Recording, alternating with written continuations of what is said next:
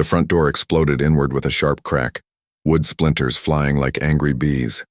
I flinched as the knob skittered across the floor and rolled under the couch. "Violation! You can't ignore the HOA!" Karen yelled, breath hot and fast, clipboard clutched like a judge's hammer. She stood on my threshold in a stiff navy blazer and pearl necklace, face tight with triumph and fear.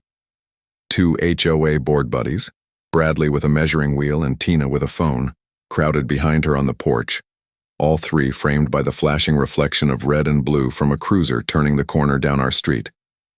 Karen jabbed her finger at me. "You've been warned. Illegal porch color, unapproved door, and that flag."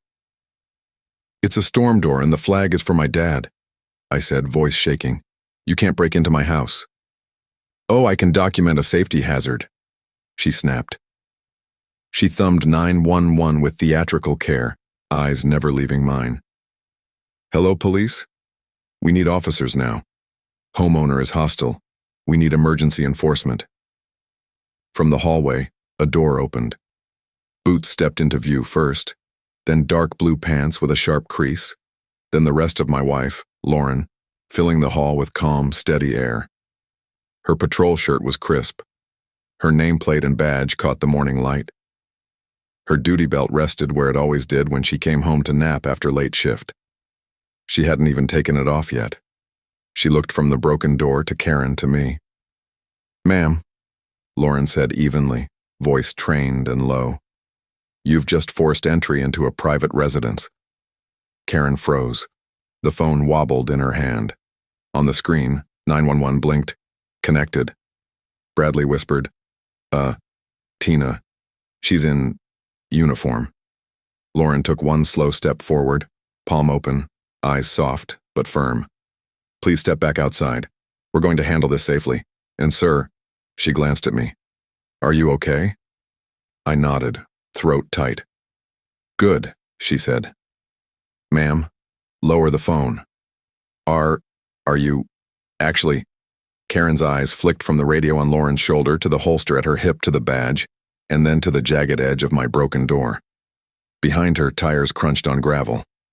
A squad car rolled to a stop at the curb. Another turned onto our street. Tina's camera shook. Bradley's measuring wheel slipped from his fingers and clanged on the porch rail. Lauren's radio chirped. A voice crackled. "Unit 12. Caller reporting a break-in at the same address. Units en route." Karen's mouth opened and closed like a fish pulled from a pond. "Ma'am," Lauren said again, steady as a metronome, "I need you to back up. Now." Karen took one tiny step, then another. The cruiser doors opened. Boot heels hit the road. Someone said, "Hands where I can see them." Lauren's gaze didn't leave Karen's face. "Do not reach into your purse," she said, voice suddenly louder. Hands visible. Karen's fingers trembled over the leather flap. The 911 operator's voice, thin and tinny, leaked from the phone. "Hello? Hello? What is your emergency?" That's when I realized every eye on the street was on our doorway, and the next words Lauren said would decide what happened to all of us. I wish I could tell you it was the first time Karen had gone too far. It wasn't. We moved to Cedar Ridge because it looked like a terrarium in a gift shop. Neat lawns, butter yellow mailboxes, kids' bikes stacked like colorful dominoes. I'm Jake, a high school tech teacher who collects broken radios and fixes neighbors' phones for fun. Lauren is the kind of person who stops to put a bottle of water on a dog's porch when she knows the owner works nights. She laughs with her whole face, and she donates her vacation days to officers who just had babies. We are not people who like fights. Cedar Ridge has rules. Paint your trim this shade. Keep your hedges lower than your mailbox. Don't block the sidewalk on trash day. Fine. We read the packet. We smiled at the welcome committee. We brought brownies to the house on the corner where Miss Elaine lives with her great-grandson Milo. We waved at everyone for a month, even at the folks who didn't wave back. The first letter came on a Wednesday. Notice, in bold. The paper smelled like the kind of office where no one laughs. Our violation, it said, was a non-conforming storm door. We had replaced the old one with a basic model from the home store because the old one hung like a tired jaw and used up all the stay in our patience. I went to the office with the door specs and my most polite smile. Karen was there, behind a desk with a tray of peppermint candies and a sign that said, "This is not a democracy." Her hair didn't move when she nodded. Her smile didn't either. "It's the wrong beige," she said, tapping a color chart. "This is beige," I said, matching the paint card to the photo. "See? Sandstone." She shook her head like a metronome again. "It's almond. We require cedar sand." I laughed a little because I thought I should. She didn't. "I can show you the receipt," I said quickly. "I'll swap it if I need to. I'm just trying to get it right." "You should have sought pre-approval," she said. "Okay," I said, hands raised. "Then I'm seeking it now." She tilted her head. "That's not how it works." A week later, a sticky note on the mailbox. "Grass at 325 inches, limit 3.0. I went outside with a ruler and found our blades were just under 3. Bradley stood at the bottom of the driveway with a measuring wheel and a proud expression, like he'd run a marathon. "Just doing my job," he said, triumphant as a town crier. When the fourth notice came, unauthorized flag, Lauren put on coffee and set out 2 mugs like we were expecting guests. The flag was folded on our table, colors deep and crisp. It was my dad's, the one we'd received when a bugle played at his funeral. We hang it on holidays and on days I miss him more than usual. I could feel my shoulders climb and harden. "I'll go talk to her," I said. Lauren sipped her coffee. "We're going to be kind," she said softly. "And firm." "Kind," I repeated, but my jaw ached. On Saturday, we mowed the lawn together. 2 kids from up the block, Levi and June, set up a lemonade stand. Lauren handed them $5 and told them to keep the change if they promised to drink water too. We walked Miss Elaine's trash can back from the curb when the wind blew it into the street. We scooped a shy brown dog back into a fenced yard on Elm, then left a note on the latch. "Your Explorer is safe." Sunday, the HOA posted a reminder on the neighborhood app about community standards. People posted pictures of lawns and porches and patio furniture. Miss Elaine commented, "Be kind, honey. Some of us are old." Someone replied with a sunflower emoji. Someone else replied with a picture of a tape measure. Monday, the letter changed its tone. "Final notice," in all caps, like the last warning before the roller coaster drops. It included a time, Tuesday, 9 a.m. Board inspection. It included a sentence, "Failure to comply may result in enforcement actions." "What's an enforcement action?" I asked, holding the letter as if it were a hot plate. Lauren raised one eyebrow. "It is not breaking down our door." We planned our morning. I was off because finals week had ended and the tech lab was quiet except for the soft beeping of a 3D printer finishing a tiny dragon someone forgot. Lauren worked nights. She would be home by 7:30, shower and nap. I would make pancakes with too many blueberries and no apologies. If the inspection happened, I would meet them on the porch and handle it with all the calm I could buy from the corner store. "You sure?" Lauren asked. "Kind and firm," I repeated. Tuesday arrived wearing gold on the edges of the maples. I brewed coffee. I poured batter. I kissed Lauren's forehead when she came in, and she smiled in that way that makes me feel like we've already won at life. She walked down the hall with the unhurried gait of someone who had kept people safe all night and had earned a nap. Her uniform hung straight. I watched her disappear into the bedroom, the radio still on her shoulder because she always waits until she checks the house. It's a habit I used to tease her about until it made me feel safe. At 8:50, a white SUV slowed in front of our house. At 8:57, I heard voices. At 8:59, there was a knock that sounded like a question asked with a fist, sharp and polite at once. I opened the door halfway. Karen stood on our porch with that tight smile, Bradley and Tina flanking her like parentheses. "Good morning," I said. "Board inspection," Karen declared like a TV judge. "Please step aside." "No," I said gently. You don't have the right to come inside my home. She lifted her clipboard. Refusal to comply. Happy to talk out here, I said. We can review the letters. I have photos and receipts. Unlawful refusal, she said, writing. Bradley rolled his wheel in a circle like he was warming up. Tina lifted her phone. Let's be kind, I added, not sure whether I said it for her or for me. Karen leaned in. Kind does not mean weak. Agreed, I said. It also doesn't mean breaking the law. She looked past me into the house. It felt like a draft slid through my bones. We have authority, she said. To do what? Measure my grass from the living room? I tried to smile, and it came out crooked. Her mouth twitched. Step aside, Mr. Baker, I said. Step aside, Mr. Baker. No. She drew in a breath so slow I could hear it. Fine, she said. She stepped back, then forward in one motion, swinging her shoulder into the door with a burst of force that shocked me so completely my hands opened. The door banged hard. Wood screamed. The latch gave, then the frame, then the hinges, and suddenly our door was a wounded thing leaning on the couch. My heart slammed against my ribs. You can't. My voice broke.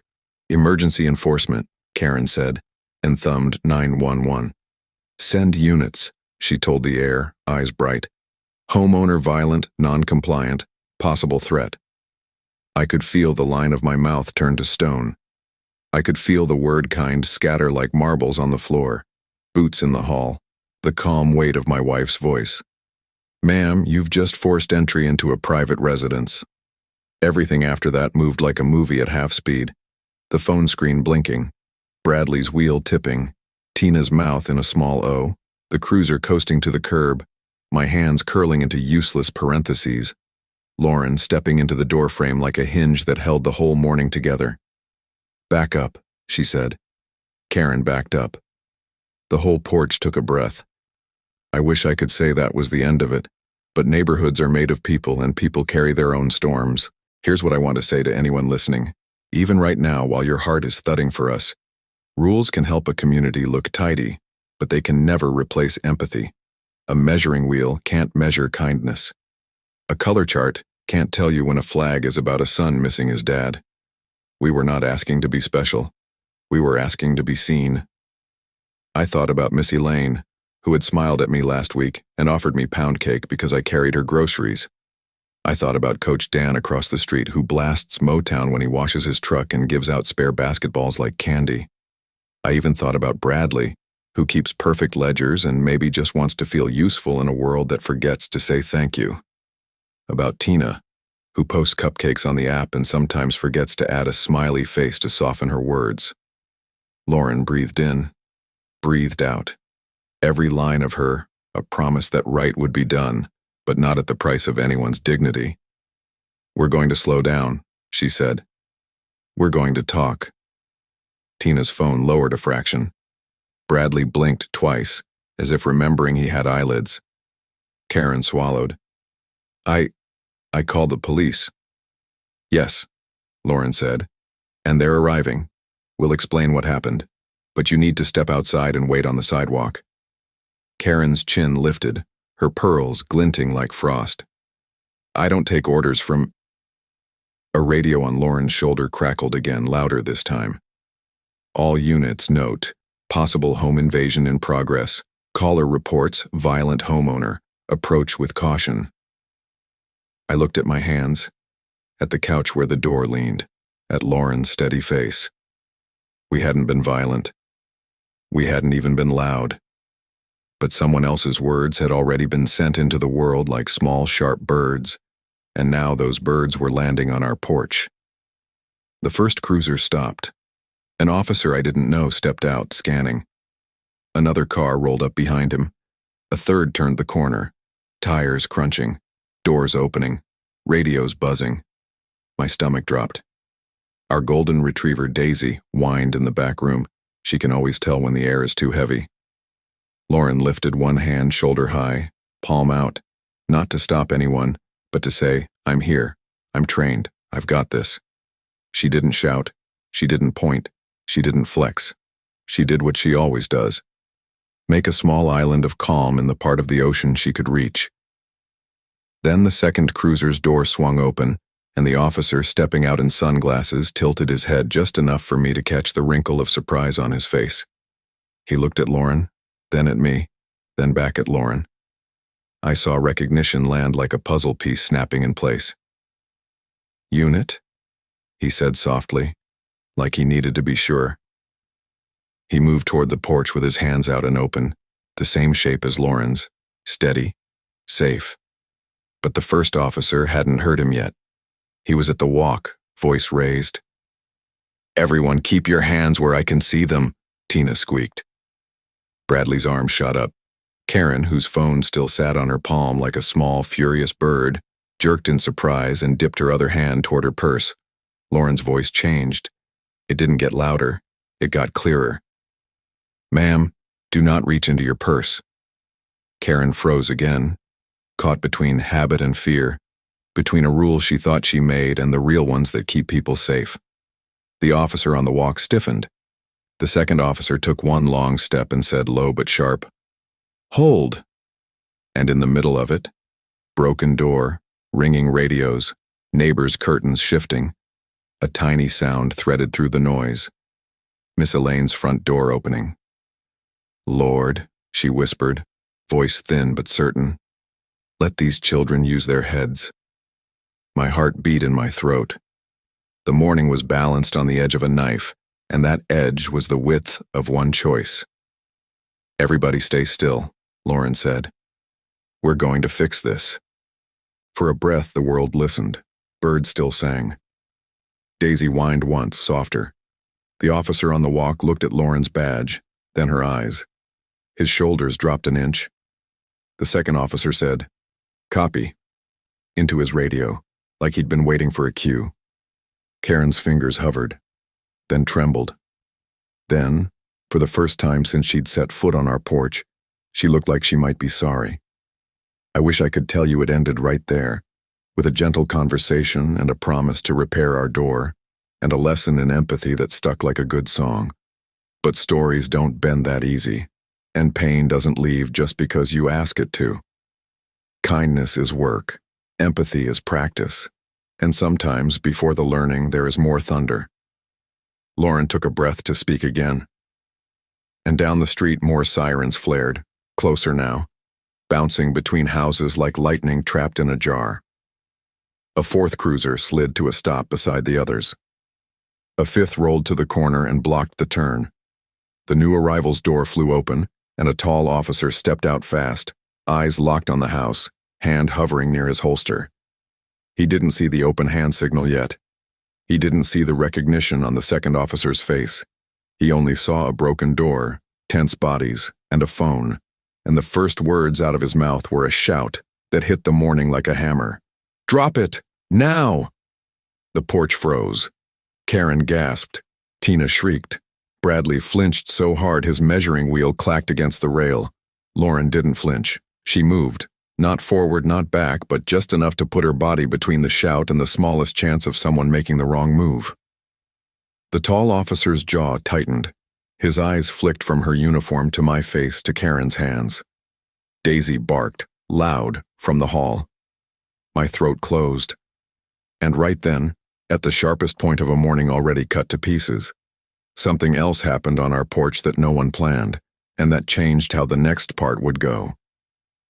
Miss Elaine stepped from her lawn, silver hair bright as a halo, and lifted both hands like she was parting a curtain. "Boys," she said in a voice that could put a baby to sleep and stop a train, "use your eyes." Every head turned a fraction. The tall officer's shoulders lowered the smallest degree. The radio on Lauren's shoulder squawked again, clearer. "Be advised, resident is a sworn officer. Repeat, resident is..." The rest was lost under a fresh burst of siren wail from the next block. Closer, louder, like a storm deciding where to land. Lauren's eyes flicked to me. "Stay." I nodded. The air felt like it might break. And that's when the next extreme hit our little porch. The thing none of us had put on any calendar, and that would make our neighborhood choose what kind of place it wanted to be. A pane of glass shattered somewhere behind the house. We all whipped our heads toward the sound. Bradley dropped his wheel. Tina's phone jerked. Karen's purse slipped. "Backyard!" someone yelled. Lauren's hand went to her radio. The tall officer pivoted. The second officer turned. Every neighbor on the block held their breath as if our lungs were one. We didn't know it yet, but that smash was going to unravel a secret Karen never meant to tell, and it would pull our whole street into a choice. Double down on fear, or step into empathy like a front door you've been afraid to open. Before I tell you what we found, and what we did, I want to hear from you. Where are you watching from? The shatter came from the back like a sharp breath being sucked through teeth. "Backyard!" the tall officer barked, pivoting. Lauren moved first, the others falling into a quick, trained rhythm. One to the gate, one covering, one keeping the porch steady like a hinge between calm and chaos. I ran after them, heart kicking against my ribs. Gravel bit my soles as we rounded the side of the house. The chain-link gate clanged. The scent of cut grass mixed with hot asphalt, and the ghost of pancakes we'd left on the counter. Daisy barked again from inside, a single worried woof that sounded like a question. Another crash. A small, pained yelp. "There," Lauren said, pointing toward our shed. One pane in the old window was a jagged mouth of glass. A thin arm in a gray hoodie disappeared inside, then reappeared, fingers blood-slick and trembling. "Police," the first officer said. "Hands visible." The arm froze, then slowly, very slowly, lifted, empty. A head peeked into view, teenage, pale under the hoodie, eyes wide as coins. The kid's hair was a messy brown wave like it had been cut at a kitchen table. A smear of blood tracked from palm to wrist. "It's okay," Lauren said, voice dropping to that soft, steady register she keeps for frightened people and loud dogs. "Don't move. Are you hurt?" The kid swallowed. I cut my hand." Voice young, hoarse, the kind of hoarse that comes from not sleeping enough. "I didn't mean to. Step back from the window," Lauren said gently. "Keep your hands where we can see them." The kid did, feet crunching old leaves, hoodie snagging on a nail with a soft rip. The first officer skirted the shed door in a wide arc, eyes scanning, but his shoulders were looser now. The tall officer's jaw unclenched a notch. "Do you live here?" the second officer asked. The kid shook their head, eyes flicking to the gate, then the house, then down to the blood as if noticing it again. "No, I'm sorry. I was trying to get—" Their voice broke. "She ran in and I thought—" "Who ran in?" Lauren asked. The kid pointed to the dark belly of the shed. "The kitten," they whispered. "I didn't want it to get trapped. It belongs to—" Their eyes darted sideways to the fence that faces Karen's yard. You could almost see the thought rise and sink in their face. How much should I say? A shadow fell across the gate. Karen had followed, heels stabbing dirt, pearls bright in the sun. She saw the hoodie, the blood, the broken glass, and something wild crossed her eyes. Fear, yes, but also something older, more tired, like a knot she'd been holding tight for months. "Grace," she breathed without meaning to, then clapped a hand over her mouth as if she could shove the name back in. The kid flinched. Every head on our side of the fence turned. Even birds paused. Lauren's eyes flicked from the kid to Karen. "You know her?" she asked. Karen didn't answer fast enough. The kid, Grace, straightened like they were about to run but had nowhere to go. For one raw second, the mask on Karen's face slipped and I saw something real. Not the rule book queen who measured our grass, but a mother whose world had gotten very small and very sharp. "Grace," she said again, softer now. "Honey, you can't—" "Don't," Grace snapped, voice cracking. "Don't honey me in front of everyone." Lauren lifted her hands a little, palms outward. "We need to get your hand cleaned," she told Grace like they were the only two people in the yard. "You're not in trouble, not for caring about a kitten." Grace blinked hard a couple of times. Their chin wobbled. then steadied with a force that looked practiced. It's not just a kitten. It's hers. A small nod toward the fence again. Karen's fence. Whose? I asked before I could stop myself. Grace's mouth pressed thin. Mom's, they whispered, almost too low to hear. Then, like a dam cracked, the word slid out. It was Mom's. Before she left. Before you... Their eyes flared at Karen. Before you told everyone she was fine. The yard went so quiet the hum of a bee sounded like a motor. On the other side of the fence, a wind chime dinged once, tentative, as if asking permission to sing. Karen's face did something complicated, pain, anger, and a sick, brittle pride all trying to fit in the same space. Grace, she said tightly, go home. We can talk about this. Grace shook their head. There's nothing to talk about, they said. You care more about rules than people. You always have. Miss Elaine's voice floated from our side yard, a warm thread through the taut air. She must have walked around while we ran toward the shed. Baby, she called gently to Grace, that hand needs a rinse. Lauren nodded once at me. Jake, hose, she said, like we'd choreographed it. My legs moved. The hose lay coiled like a sleeping snake along the fence. I yanked it loose, spun the nozzle to a soft spray, and handed it to Lauren. She held out her other hand to Grace. Come here, sweetheart, she said like she'd said it 1,000 times to 1,000 people on 1,000 hard nights. Let's get you patched up. Grace looked at the hose, then at Lauren's badge, then at the glass tooth in the window. Slowly they stepped forward. Lauren tipped the spray onto the cut, cool water pinking the grass. Grace hissed through their teeth but stood still. Little pieces of glass trembled, then loosened, then slipped free into the growing puddle. Karen stood 3 feet away, arms crossed so tightly her knuckles paled. She stared down at the mud around her heels like it had said something rude to her shoes, but she didn't look away from her kid. Miss Elaine slid beside me, a clean dish towel in her hand, like she had expected this moment all morning. Hold this, honey, she murmured. I took it, grateful. The second officer dug a small first aid kit from his vest and handed it to Lauren without a word. The tall officer took a deep breath and let it out, as if his lungs had been on a timer, and it finally dinged. What happened to your mother? Lauren asked softly, eyes on Grace's hand so the question would land gently. You don't have to tell us right now, but if you want to, we'll listen. Grace swallowed again, face tired. She left, they said in a voice that sounded like a bruise. She said she couldn't breathe here. Too many rules, too many eyes. She took a temp job in Cleveland and said she'd call. And then... Grace stopped. The second officer passed Lauren a bandage. The wind pushed a loose strand of Grace's hair across their cheek. And then she didn't call. Aunt Karen told everyone she was working on herself and that we didn't need to share our business. Karen's breath hitched.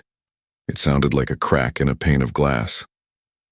I kept seeing the kitten, Grace continued, as if the words would hurt more if they stayed inside. It sleeps under your shed sometimes. Mom used to feed it. I had a can of tuna. It ran in. I thought the door was open. I panicked. It's okay, Lauren said, wrapping the bandage. You were trying to help. Karen's lips trembled, the first true movement they'd made that wasn't an order or a judgment. She looked at Grace's wrist like it might be a bridge she could still cross. I told you you could always come home, she said, the words awkward in her mouth like a language she'd forgotten. Home? Grace shot back, eyes flashing. Where? They flung an arm toward the street.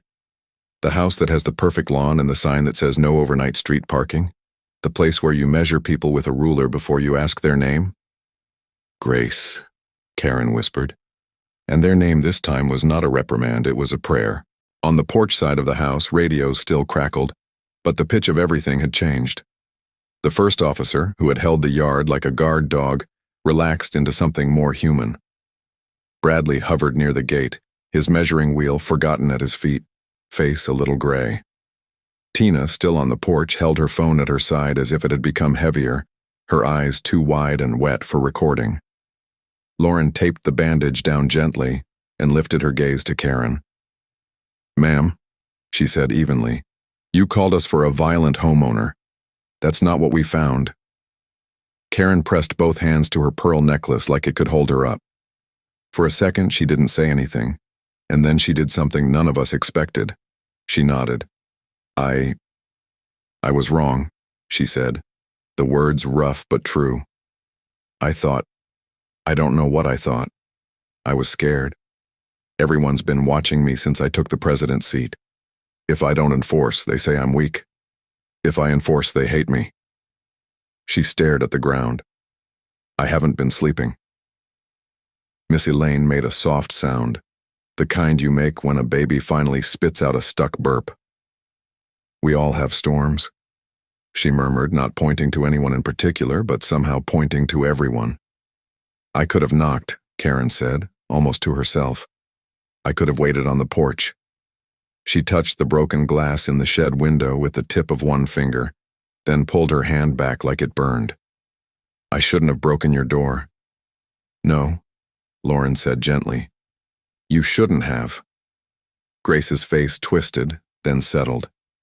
"If Mom calls," they whispered. "I want to be the one to answer." "You will be," Karen said in a quick rush, as if she could make it true by saying it fast enough. The second officer cleared his throat.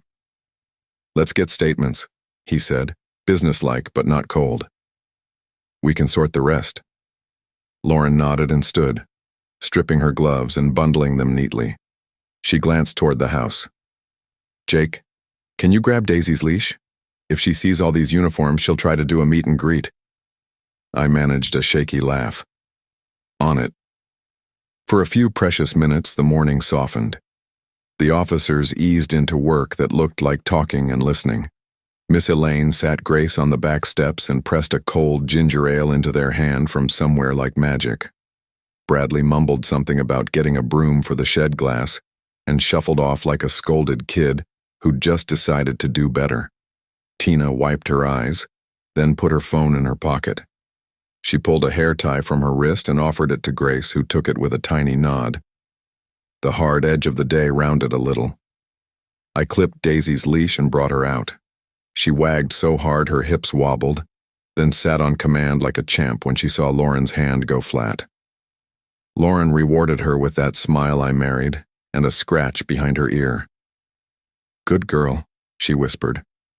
"Your door," Karen said to me suddenly, looking at the sagging slab leaning against our couch like a tired traveler. "We will fix it, today." She swallowed. "I know a contractor." "We'll get it handled," I said carefully. "Thank you. Also," she added, voice wobbling, "the flag. I didn't read the note about your father, I just saw a rule." She lifted her eyes to mine. "I'm sorry." My throat tightened. "Thank you," I said again, because I didn't have room for more words in that moment without spilling some I might regret. Empathy isn't a switch. It's a muscle you work, and mine was tired. Lauren took a step toward the gate to wave the newest arriving unit down, and then stopped. Her nose wrinkled. She lifted her head slightly, eyes narrowing in that way I've learned means she's moved from human feelings to hard facts. "Do you smell that?" she asked. The first officer paused, sniffed, his brow furrowed. "Gas?" he said, half statement, half question. I inhaled. Under the wet metal scent of hose water and the green tang of cut grass and the faint sweetness of ginger ale, something thin and rotten threaded the air. A hiss, low, steady, tickled the edge of hearing like a snake's lullaby. Lauren's eyes snapped to the side of the house where our gas meter sat under the kitchen window. "Everyone back," she said, voice flicking into command like a blade sliding from a sheath. "Back, now." The tall officer turned, scanning. "Where's it coming from?" "That line," Lauren said, pointing. "I think the doorframe cracked the interior shutoff when it got ripped, or the stove got jostled." Her gaze cut to me. Jake, where's your main shutoff? Side yard, I croaked, adrenaline surging back so hard my fingertips went numb. By the meter, wrench on the hook. The hiss sharpened. I looked up at the kitchen window. A curtain stirred when there was no wind. Daisy whined, ears flattening. She tugged toward the back door, then stopped when Lauren's hand lifted. Good girl, I thought again through the static in my head. Good girl, please be safe. Back to the street, the second officer called, voice crisp. Everybody move! No phones, no lighters, no anything that sparks. Let's go. Neighbors started to pour from their porches, confusion turning to concern in slow ripples. Miss Elaine rose without hurry and ushered Grace ahead of her like smoke being guided away from an open flame. Bradley reappeared with a broom, froze, then turned and hustled away with the same broom held out like a time bomb. Tina grabbed Karen's elbow. Come on, she whispered. Karen didn't move. She stared at the kitchen window like it could give her a do-over. Your pancakes, she said to me, dazed. They'll keep, I said, stepping back with Daisy close on my heel. Lauren was not stepping back. She had already crossed the grass in 3 long strides, body low, eyes calculating distances, meter to valve, door to stovetop, time to flash, my face if I said the word don't. She looked over her shoulder once, and the look said everything. Trust me. The hiss grew louder, a whisper that learned to shout.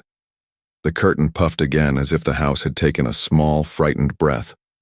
Far down the street, like an answer, a fire engine's wail rose and curled toward us. Lauren, I started, but my voice snapped on the first syllable. She didn't look back again. She grabbed the wrench off the hook in one motion. The tall officer threw his hand out, protective instinct flaring, but he didn't shout. He knew better than to break the concentration of someone threading a needle with their life. The first officer put his shoulder to the fence gate to hold it open, as if that small act would shave a second off the danger. Everyone back, the second officer repeated, sweeping an arm. Miss Elaine, you're good there. Keep folks on the sidewalk. Karen, move. Karen moved. She stumbled, then caught herself, then reached blindly, and found Grace's uninjured hand. Grace squeezed back hard. For one heartbeat, they didn't look like a rulemaker and a rebel. They looked like 2 people who wanted time to stop breaking things. I couldn't breathe. The world narrowed to one point. Lauren's hands on the valve, the muscle in her jaw, the sliver of space between spark and silence. She turned the wrench, slow, steady, as if any sudden movement might scare the gas into mischief. The hiss wavered, then held, then wavered again. Come on, babe, I whispered, not sure if my lips even made the sound. The fire engine's wail was close now, the kind of close that turns into vibration in your chest. The morning sun flashed off the engine's chrome 2 blocks away. Neighbors' faces watched from behind phones that stayed mercifully dark and still. For once, no one was filming. We were all too busy hoping. Lauren's shoulders tightened. She leaned into the wrench. The valve creaked, old metal resisting, then relenting with a grudging shudder. The hiss dipped again, then cut off like someone pinched a straw. For a heartbeat, the sudden quiet was louder than everything. She didn't move right away. She held the wrench steady, breathed once, twice, then turned her head a fraction toward the kitchen window. The curtain hung limp now. She exhaled, a long, careful thread of sound, like a bow sliding across a violin. Then the oven timer inside the house beeped. One sharp chirp, the kind of chirp that has started 1,000 mornings and never once mattered. But now it sounded like a match striking in a dry forest. Every body on the lawn flinched. Lauren's head snapped up. The tall officer swore under his breath. The second officer's hand flew to his radio. My heart leapt into my throat. Daisy barked once, high and scared. The gas was off. Lauren had cut the main. But inside, appliances hum, wires warm, circuits think. A tiny relay clicked because that is what it had been built to do, and suddenly the gap between danger and disaster felt thin as tissue paper again. Back, Lauren shouted, voice like a whip crack. Get back. The fire engine squealed to a stop in front of the house. Boots hit pavement. "We've got a gas worry and a possible ignition source," the second officer yelled to the crew, pointing hard. "Main valve cut, need a sweep." A firefighter in a yellow coat jogged toward the side yard, pulling a meter from his pocket. Another swung a big silver wrench like a baseball bat. A third dragged a fan that looked like it could blow a small car down the block. "Jake," Lauren said, eyes on the window, "did you turn off the oven when you made pancakes?" "I never turned it on," I said, the words tripping over each other in their rush to get out. "It was the griddle. Electric." "Any pilot lights?" the firefighter asked. "Furnace is electric. Water heater too," I rattled, memory throwing me a rope. "But the stove is gas." "And the door got slammed," Lauren added, thinking it through while the rest of us handled fear. "The knob could have turned." The firefighter's meter beeped. Fast, then slow, then fast. "We've got residual," he said. "Not high, but present. Vent and power kill now." Another firefighter ran to the breaker box. A third aimed the fan at the kitchen door, which an officer propped open with a thick rubber wedge. Air thumped. Curtains fluttered outward like flags on a ship fleeing a storm. "Everybody off the lawn," a captain commanded. "Front sidewalk. Let us work." We moved in a herd, neighbors gathering and parting around us like a tide. Karen's fingers were still white-knuckled around Grace's. Miss Elaine's dish towel had blood on it now, but she smiled anyway, eyes bright with something like pride. Bradley clutched his broom like it had become a responsibility he could carry for real this time. Tina whispered, "Please, please," to no one in particular, maybe to the whole universe. My hands shook. I forced them to stillness by putting one on Daisy's collar and one on my chest. In, out, watch, trust. The captain called out, "Power down!" The firefighter at the breaker threw the main. The house exhaled. The hum that had been so familiar we didn't know we heard it fell away. The fan thundered. The meter's beep slowed, then spaced out like drops from a leaky faucet. "It's dropping," the meter guy said. "Hold." We held. The world shrank to a small screen with numbers and a needle that felt like it measured how much more morning we got. "Stable," the meter guy said finally. I could have cried. I might have. Lauren lowered the wrench, shoulders sagging a fraction. She looked at me, and I looked at her, and everything I ever loved about her took a number and filed past my heart like a parade. And then, because stories in real life are messy and refuse to leave well enough alone, the next extreme hit our street like a plot twist no one ordered. From around the corner, grinding gears and a diesel cough announced a new arrival, a flatbed tow truck with Cedar Ridge Compliance painted on the door in neat navy letters. It rolled up behind the fire engine and stopped at the curb with the swagger of a bully rescued by big cousins. A man in a crisp polo hopped down, the kind of man who says per the bylaws like it's a communion prayer. He scanned a clipboard, then pointed at my driveway. "We've got an order to remove non-compliant equipment and signage," he announced to the world that wasn't asking. His eyes landed on the folded flag on our entry table through the gaping doorway, then on my battered storm door leaning like a broken soldier. He jabbed his pen. "That included your unauthorized display. And that replacement door. We're authorized to seize for violation fees." The whole block went still. Karen turned to stone, then to ash, then to something else I couldn't name yet. Grace looked at the tow truck guy like he'd just kicked a sleeping dog. Lauren's head tilted, slow as a clock hand moving toward noon. And when she looked at that man in the polo, her face did not say, "We're going to talk." It said, "Not today." The firefighter captain lifted a hand without looking away from his meter guy. "Sir, step back," he said. "We've got an active scene." "HOA authority," the polo man chirped, as if authority were something you could buy in a 3-pack. He took one step toward my porch. And that is where we will pick up next. Because the moment his foot hit my front step, the entire block chose a side. The man in the polo planted his shoe on my front step like it belonged there. His clipboard hung under one arm, pen ready like a spear. He hadn't even looked at the firefighters fanning smoke and gas out of my kitchen, or the officers still keeping their distance steady. His eyes were locked on my doorframe, like it was a prize at the county fair.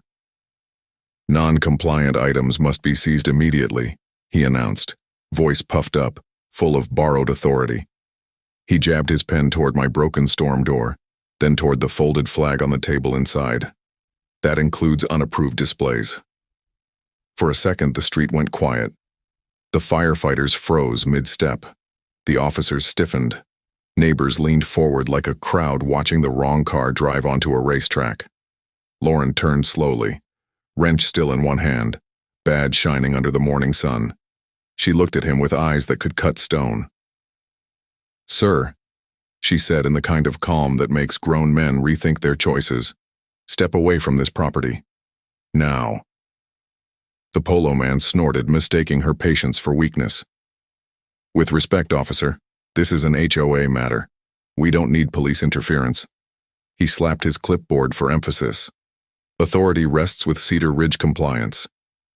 "You're standing in the middle of an active emergency response," Lauren shot back, her voice still level but iron underneath.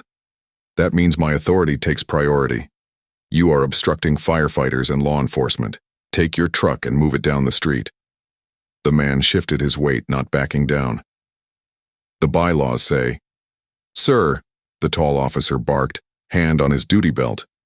"Do as she says." The polo man faltered, but not enough. "If you think intimidation—" Before he could finish, Miss Elaine's voice rang clear as a bell from the sidewalk. "Sonny, if you touch that flag, you'll answer to me before the good Lord himself." The crowd murmured, neighbors who had stayed quiet until now. One man folded his arms. A woman pulled her phone out, not to record, but to call someone. Grace, still clutching Karen's hand, spoke up too, voice trembling but loud. "Leave them alone, that flag is for his dad." The words hit the street like a hammer on glass.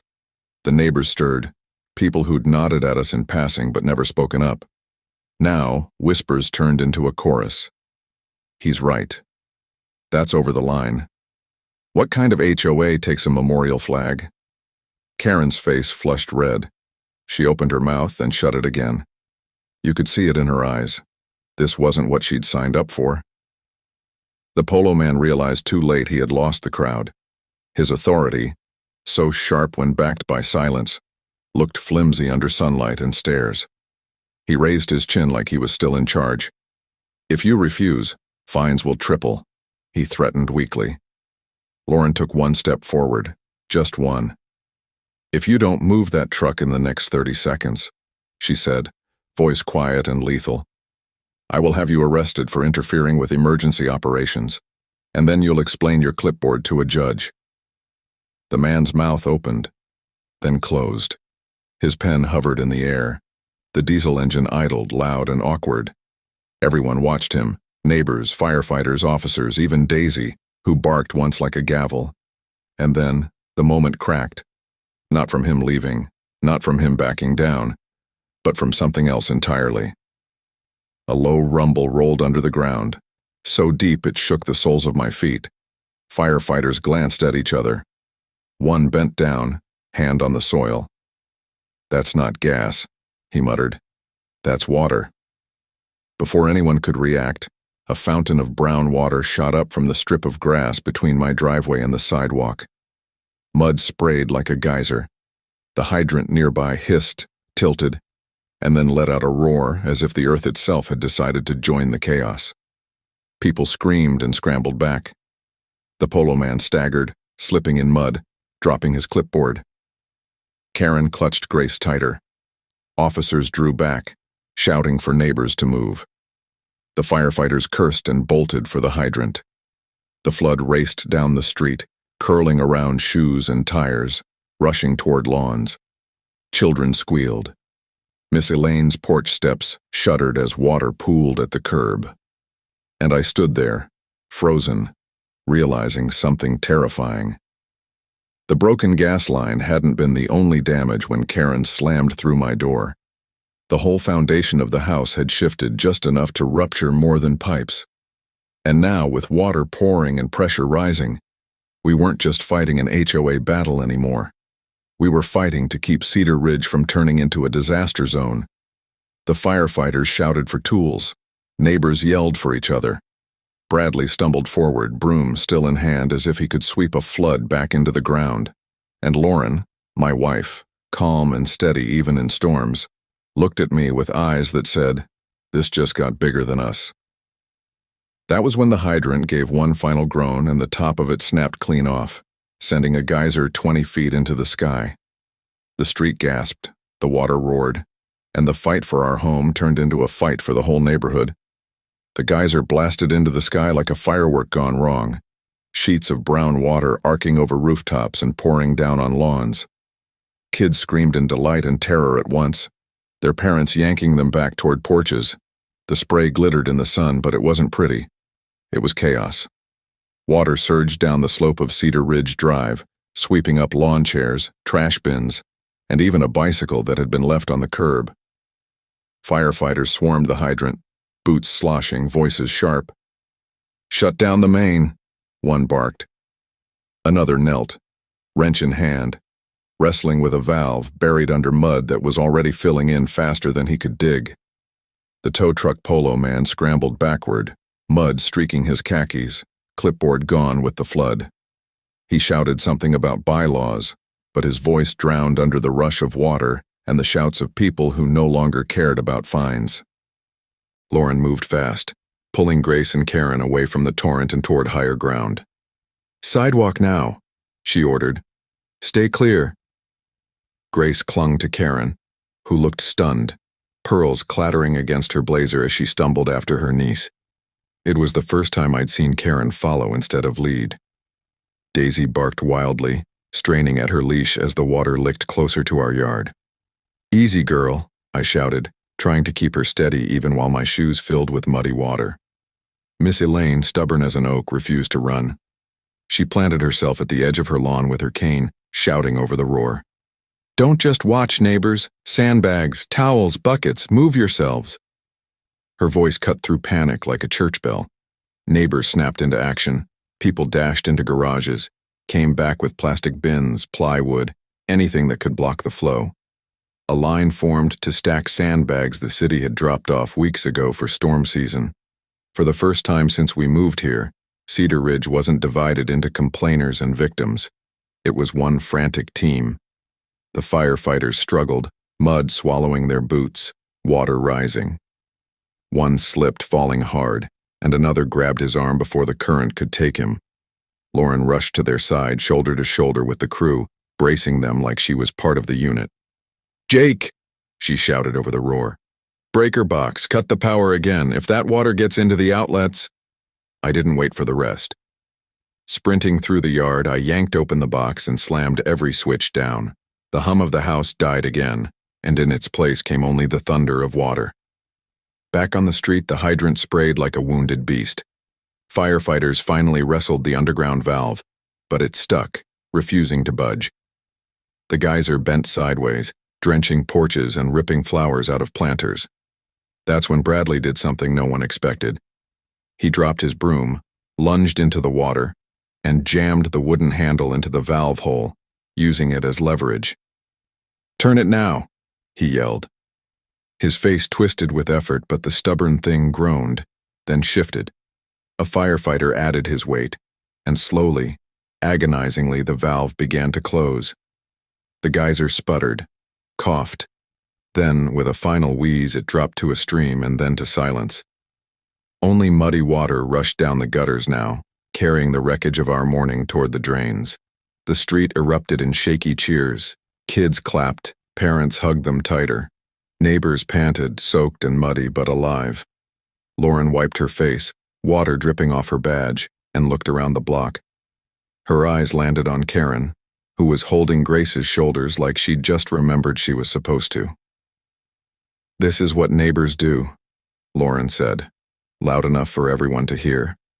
"We protect each other, not punish each other." No one argued, not even Karen.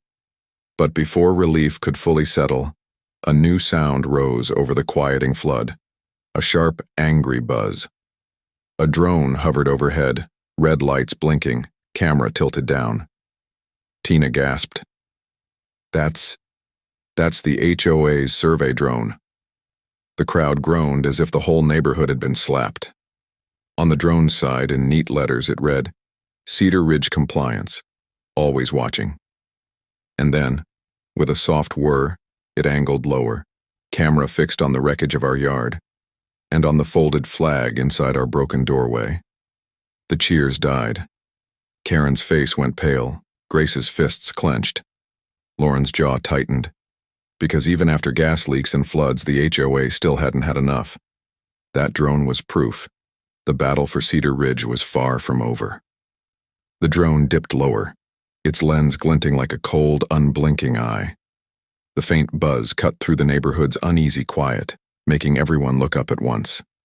Neighbors shaded their eyes, kids pointed, and a ripple of anger rolled through the crowd. "Are you kidding me?" someone muttered. Another neighbor shouted, "Shut that thing off." The HOA polo man, mud-stained and sulking by his truck, suddenly straightened. He smirked, like the drone was his ace card. "Cedar Ridge Compliance operates with full aerial authority," he declared, raising his voice so everyone could hear. "This will all be documented for fines and penalties." Gasps and groans spread across the block. People had just hauled sandbags, pulled neighbors from the flood, stopped a hydrant explosion, and now they were being recorded like criminals in their own yards. Lauren stepped forward, water dripping off her uniform, eyes fixed on the drone. "Sir, I'm telling you again," she said to the polo man. "You are interfering with an active emergency scene. That drone is violating multiple privacy and safety ordinances." "It's authorized," he insisted, though his voice cracked slightly under the weight of every stare on him. Miss Elaine leaned on her cane, chin high. "Son, if you think spying on grieving families and scared children is authorized, then you don't know the meaning of the word." Her voice shook, but her words hit harder than any order. The drone dipped closer, no more than 20 feet up now. Its camera whirred, lens narrowing in on our doorframe and the flag inside. Grace's eyes went wide. "They're gonna take it," they whispered, clutching Karen's arm. "They're gonna use it against you again." Karen's lips parted, but no sound came out. She looked at the drone, then at her niece, and for once in her life, she didn't have a rule or a threat ready. Just shame. That's when Bradley, of all people, moved. Still soaked and muddy, broom handle splintered from the hydrant fight, he squinted up at the drone. Without a word, he picked up the measuring wheel he'd dropped earlier. His fingers tightened on it like it was more than a tool. It was a choice. He swung. The wheel flew end over end, spinning like a discus.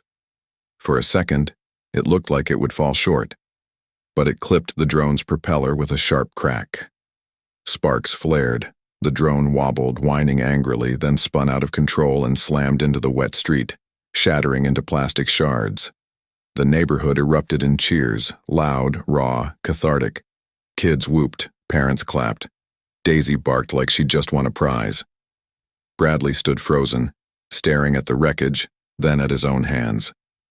For once, the man who measured grass down to fractions didn't look like an enforcer. He looked like a neighbor. The polo man went red, sputtering. That's destruction of HOA property." Lauren didn't blink. She stepped closer, badge gleaming, and said evenly, "That's evidence, and you'll be answering to real law, not your HOA handbook." The polo man opened his mouth again, but this time Karen cut him off. "Enough." Every head turned. Karen stood straighter than I'd ever seen her, her pearls muddy, her blazer clinging to her shoulders. "This isn't what Cedar Ridge is supposed to be," she said, voice low but firm. "People nearly got killed today. And you want to fine them for a flag?" The polo man gaped. "But you're the president." "I said enough," Karen barked, louder, sharper.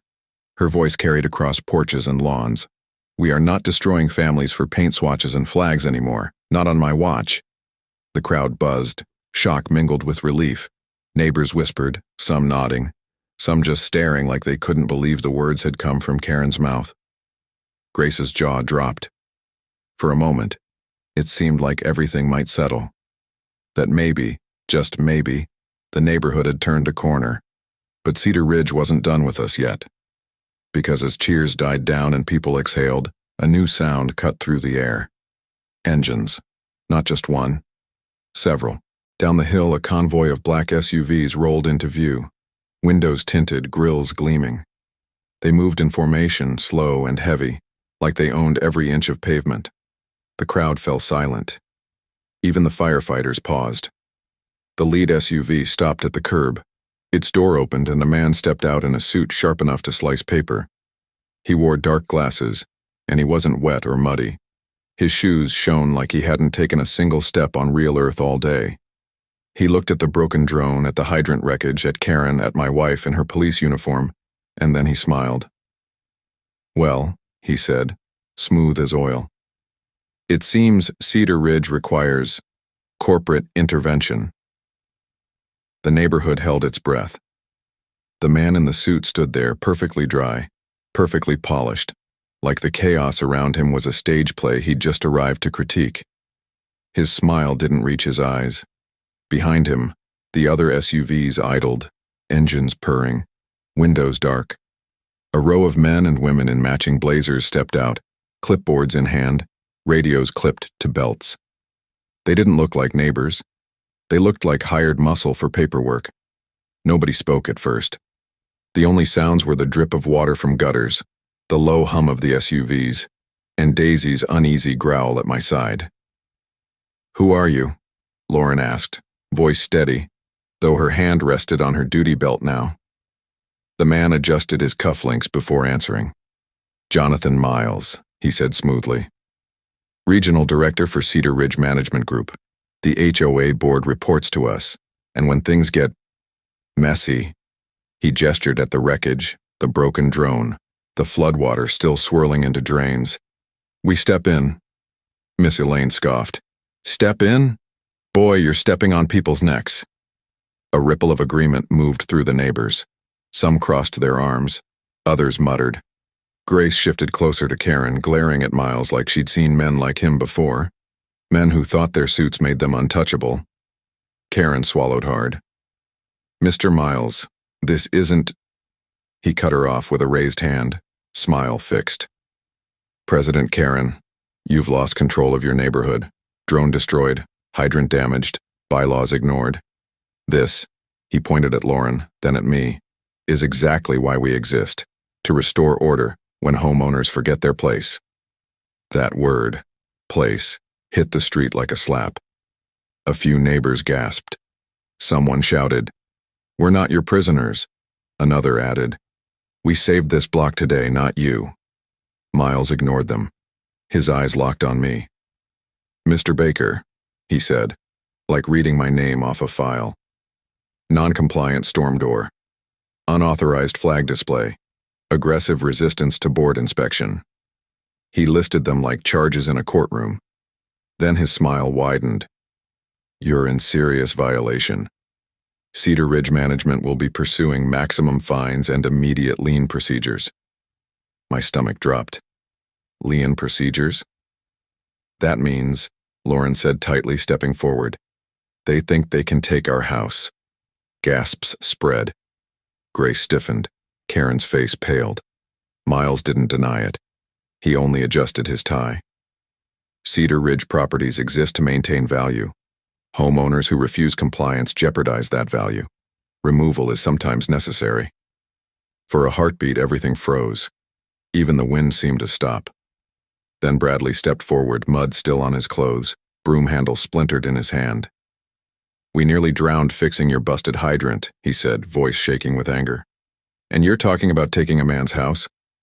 "Not talking," Miles corrected, smooth as silk. "Doing." He snapped his fingers. Two men from the second SUV pulled out a heavy metal lockbox and started toward my porch. That was the moment Lauren moved. She stepped directly in their path, boots planted, badge gleaming, voice like thunder. "This is an active police matter. You're trespassing on private property and you will stop. Now." The men hesitated. Miles raised an eyebrow. "Officer Baker, is it?" This is outside your jurisdiction. HOA contracts are civil law, not criminal. Lauren didn't flinch. Breaking into a home is criminal. Forcing entry is criminal. Harassment is criminal. And if you take one more step, you'll find out just how much jurisdiction I have. The crowd erupted in cheers and shouts of support. That's right. She's got authority. You tell him. Karen looked at Miles, then at the neighbors, then at Grace clutching her sleeve. Something cracked in her. She's right, Karen said, voice shaky but growing stronger. This has gone too far. Miles turned his head slowly, like a cat deciding whether to strike. Excuse me? Karen straightened. For once, her pearls and blazer didn't make her look like a tyrant. They made her look like someone trying to stand tall. You heard me. We're done with this. No more drones, no more threats, no more families living in fear. She took a deep breath. I resign as president. The street went silent, like the earth itself had paused. Miles blinked once, then laughed, a sound as hollow as the drone's buzz. Oh, Karen, you don't get to walk away, not now. He snapped his fingers again. Another SUV door opened. This time, two larger men stepped out. No clipboards, no radios, just arms folded, sunglasses reflecting the neighborhood back at itself. The tension spiked like lightning before a storm. Daisy barked louder, straining on her leash. Grace whispered, "Aunt Karen," and held her tighter. Lauren's stance shifted, hand now resting firmly on her holster. You need to leave. All of you. Right now. Miles smiled, unbothered. Or what? That's when the fire captain, still standing by the hydrant wreckage, raised his voice for the first time all day. Or you'll answer to more than her. He turned, and behind him more flashing lights filled the street. Not just fire trucks now, more squad cars, a city inspector van, even a news crew, camera already rolling. The cavalry had arrived, but whether they were here to help us or to bury us under more red tape wasn't clear yet. The sirens cut off one by one, leaving only the heavy pant of diesel engines and the faint crackle of police radios. Blue and red lights strobed across wet lawns, flashing off the broken drone pieces still scattered like bones in the street. The news van idled behind the last squad car, its satellite dish craning skyward, the camera crew already jogging into position. The neighbors shifted, whispering, some cheering quietly. Others just stood frozen, caught between fear and hope. Jonathan Miles, polished as ever in his dark suit, didn't flinch. He adjusted his tie, smirk intact, as if he had expected this. Well, he said smoothly, looks like Cedar Ridge has attracted an audience. He gestured at the cameras. That's fine. The world will see what happens when order is ignored. Lauren didn't move from her stance between him and our porch. The world will see exactly who's terrorizing families under the excuse of bylaws, she said, her voice clear and sharp enough to cut through the buzz of the crowd. The news crew shoved a microphone toward the scene. Can someone explain what's happening here? The reporter asked. Before Lauren could answer, Karen stepped forward. She looked small next to Miles, pearls muddy, blazer clinging damply to her shoulders, but her voice didn't shake. What's happening, she said, turning toward the camera, is that this HOA has stopped being about community. We've turned into bullies, and I'm done with it. The crowd gasped. A neighbor clapped. Another shouted, "That's right." Miles's jaw tightened, his smile thinned. Karen, he said through his teeth, you don't speak for Cedar Ridge management. No, she shot back. But I do speak for the families who live here, and I'm not the only one. She turned to the neighbors. How many of you are tired of this? Of threats? Of fines for flags and flowers and door colors? Hands shot up across the block. Voices rose. Me. We've had enough. It's our homes. Even Bradley, still dripping mud, raised his hand high. The news camera caught every second. The reporter's eyes widened, like she knew she had a story bigger than she'd bargained for. Miles' smooth composure cracked. He took a step closer to Lauren, lowering his voice so only those nearest could hear. "You're making a mistake, officer.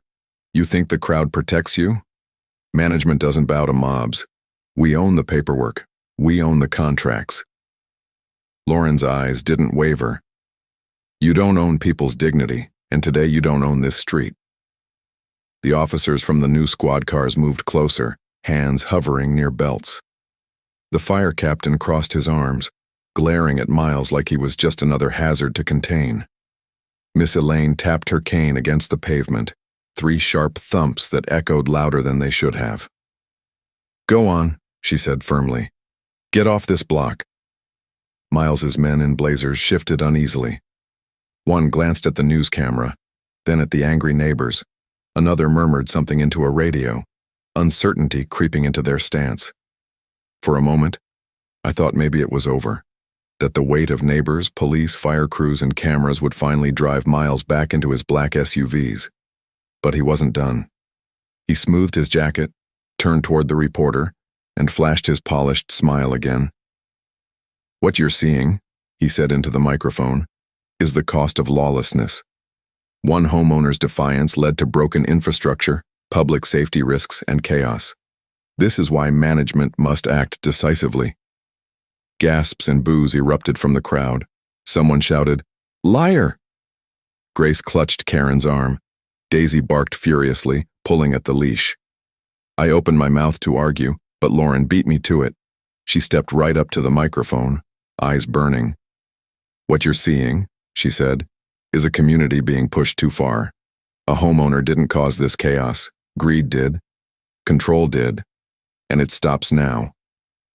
The crowd roared in approval. The reporter's eyes darted between Lauren and Miles like she'd stumbled into the final act of a courtroom drama. But before either of them could say more, the city inspector stepped forward, clipboard under one arm, bright vest shining in the sunlight.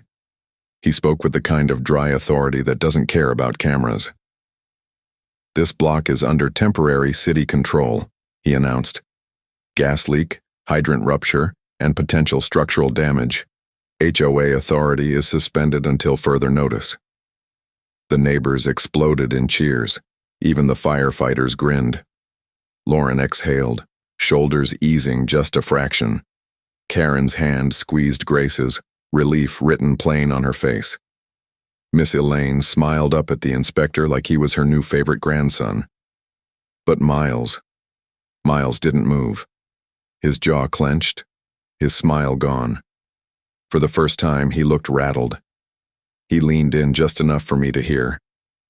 "This isn't finished," he hissed. "You've made enemies you don't understand." Then he turned sharply, snapping his fingers. His men retreated to their SUVs, doors slamming, engines revving. Within moments, the convoy rolled off, black steel shrinking down the hill until it disappeared. The neighborhood stood stunned, soaked, muddy, exhausted, but free. At least for now.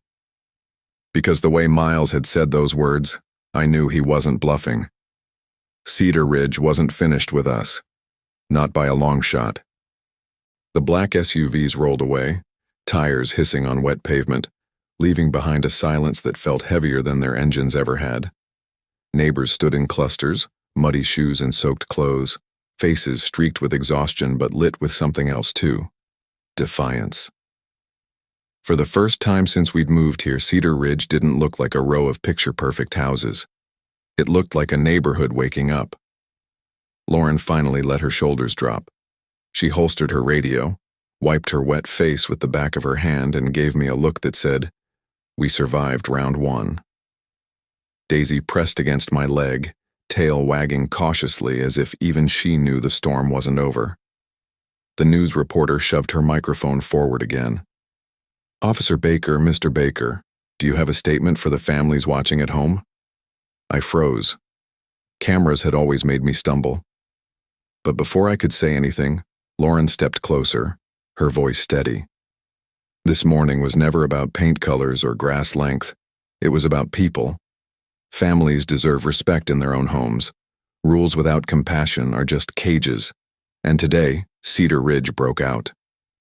The crowd erupted again, Applause, cheers, even whistles.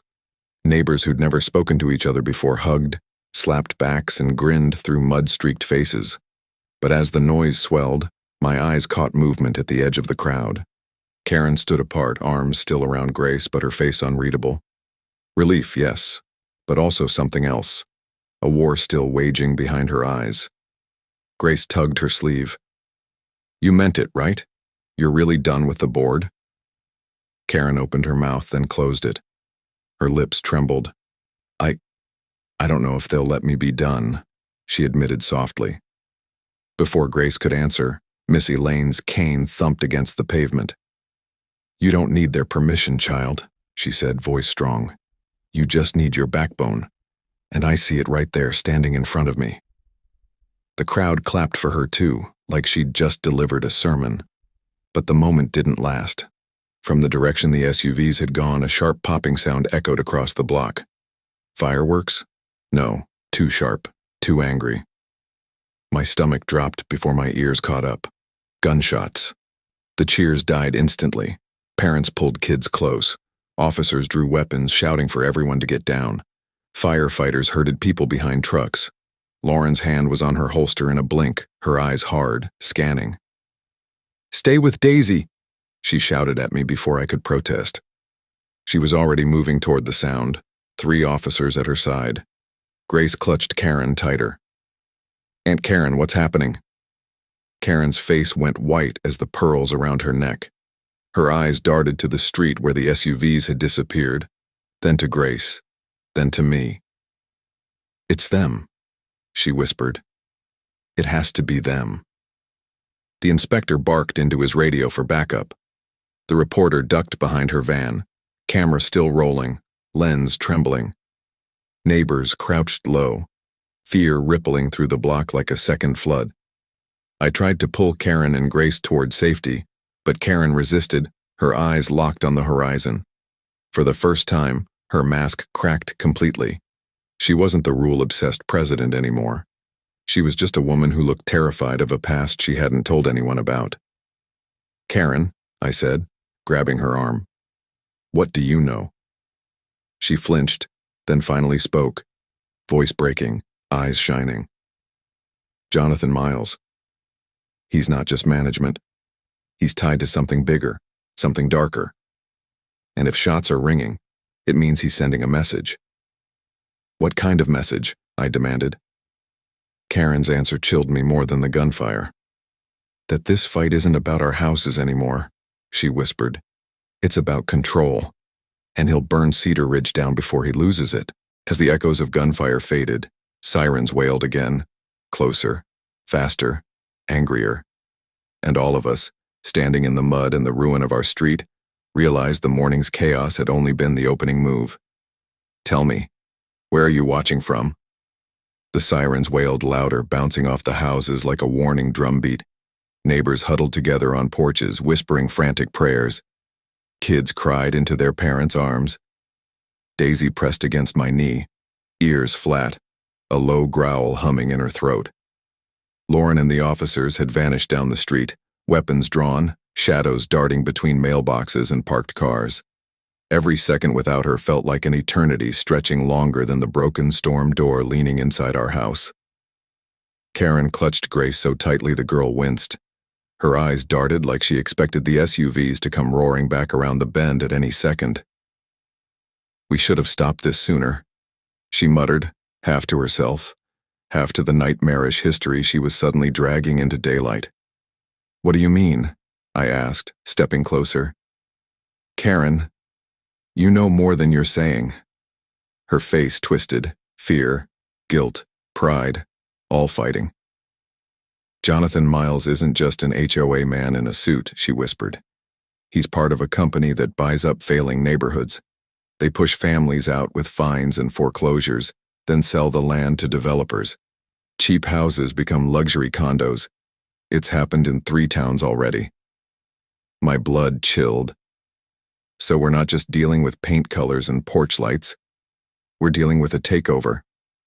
Karen nodded, shame written across her face. "And I let him in. I thought he'd make Cedar Ridge stronger. I thought if I enforced hard enough, they'd see me as reliable. Instead, I became his pawn.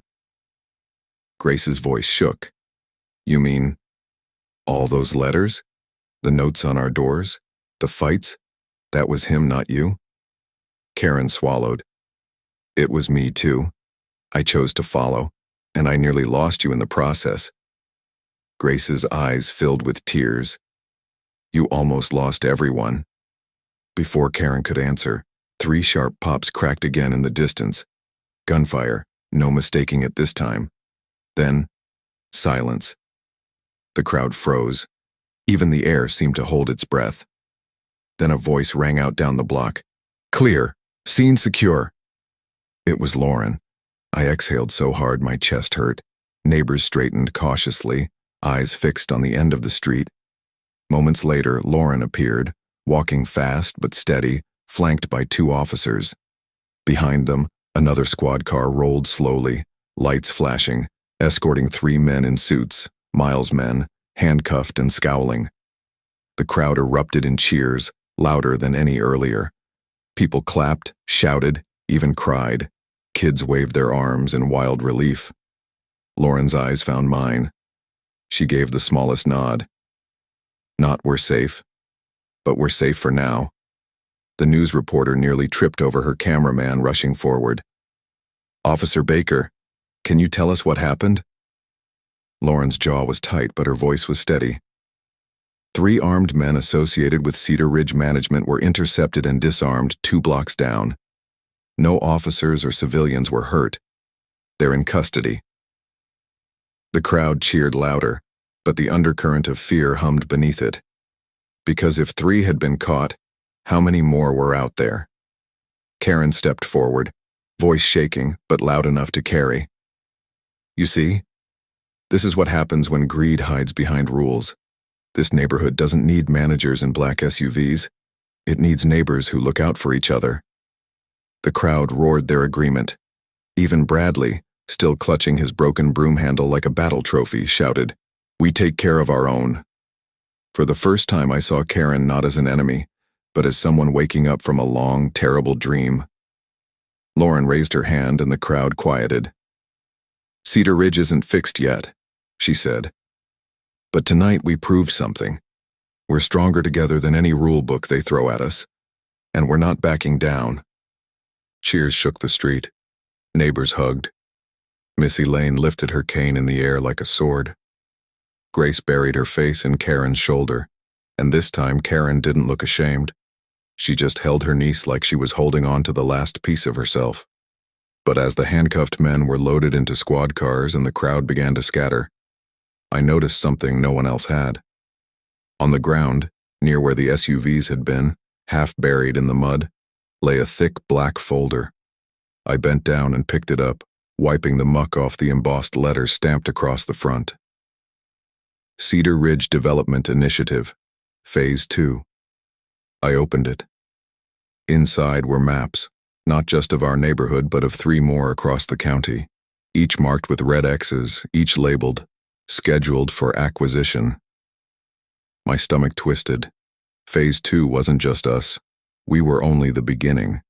And as I looked up at the faces of my neighbors, tired, muddy, hopeful, I realized we were standing on the edge of something much bigger than a broken door and a ruined hydrant. This wasn't just Cedar Ridge's fight anymore. It was everyone's. I stood there in the mud, the black folder heavy in my hands, as though it contained the weight of every family in Cedar Ridge, and beyond.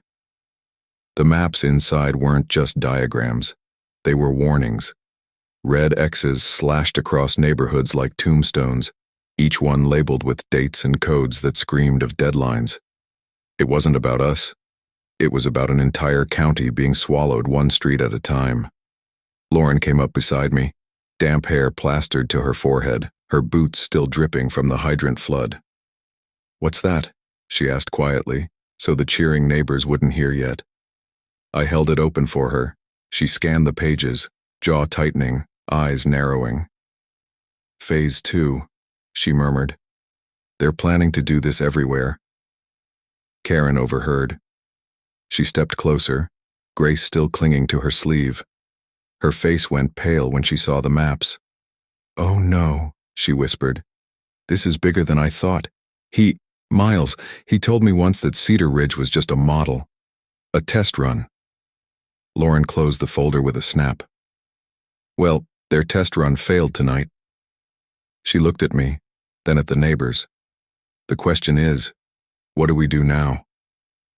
The street, muddy and broken as it was, suddenly felt like a crossroads.